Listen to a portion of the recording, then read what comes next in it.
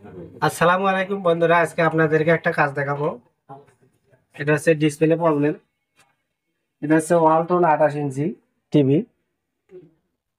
Walton logo দেখতে পাচ্ছেন। তো এটা আমি খুলে রাখি। তা আপনাকে আমি আগে সমস্যাটা দেখাই। আমার ইন্ডিকেটর জ্বলছে।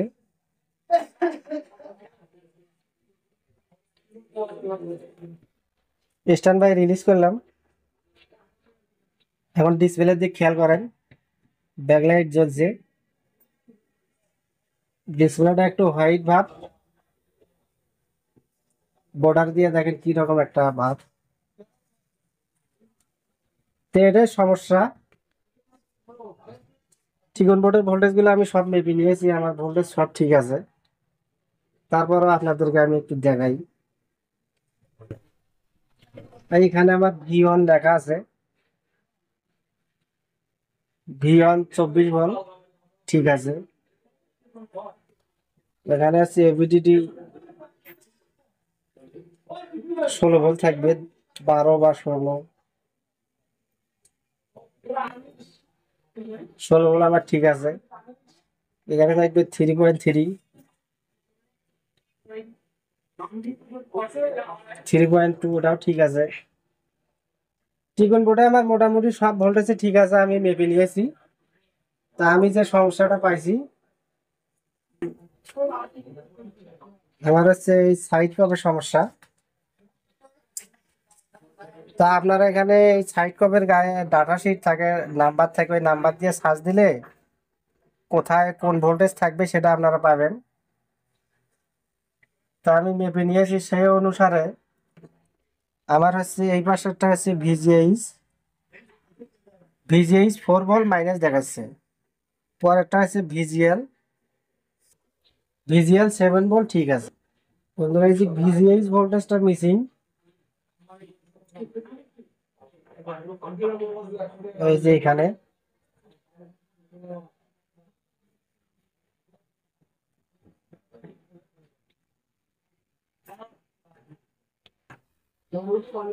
এটা অ্যাবনর্মাল ভোল্টেজ দেখাচ্ছে। তা আমি V1 থেকে একটা জাম্পার করব। বন্ধুরা, ভিডিওটা একটু কাট করি, আমি জাম্পারটা করে নেই, পরে ভিডিওতে আসতেছি। বন্ধুরা দেখেন, আমি জাম্পার করেছি এই যে এখানে।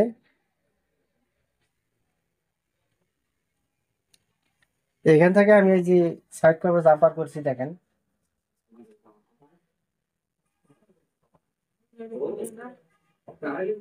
এই যে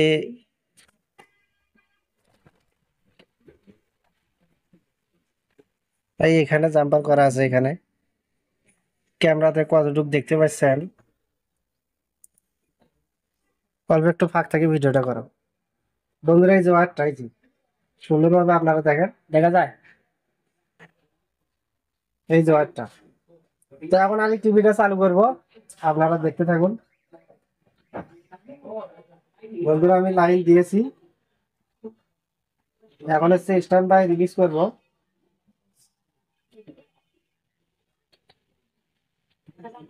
স্ট্যান্ড বাই রিলিজ করলাম।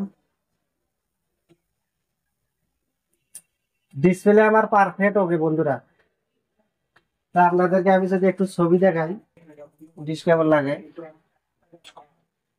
তাহের ফাউন্ডেশনের চেয়ারম্যান লায়ন মোহাম্মদ আমানুল্লাহর সভাপতিত্বে এতে প্রধান অতিথি ছিলেন মুনিয়াবাদ কবরহোদা কবরস্থান উন্নয়ন ও বন্ধুরা সংরক্ষণ দেখলেন কমিটির পারফেক্ট মুখ্য ছবি। সম্পাদক মেজবাউদ্দিন আরিফ।